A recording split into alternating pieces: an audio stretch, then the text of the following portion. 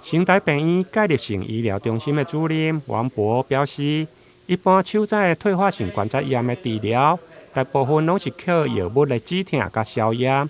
不过近期的研究发现，慢性的关节炎痛痛，甲异常新生的微血管有密切的关系。因此，透过动脉灌注微血管的清除术，嘛是一种新的治疗选择。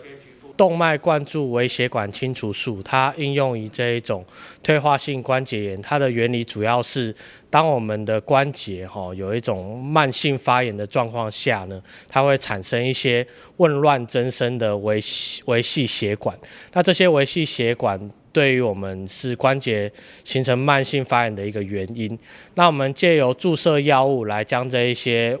不正常的血管做一个清除，做一个栓塞，就可以阻挡我们这个慢性发炎的状况，然后呢，也可以阻断这些跟这些紊乱增生血管伴走的一些疼痛神经，所以它类似有一点神经阻断以及抑制发炎的效果。王博医师表示，这种动脉灌注微血管的清除术的止痛技术，是透过 X 光的透视加动脉血管摄影。使用微导管经过手部的血管注入去手部温和的栓塞药物来治疗，降低痛痛神经的刺激，加减缓局部发炎的反应。目前使用伫个手指甲手腕退化性关节炎的痛痛治疗。台南新闻林根采访报道。那当然，对于这种包括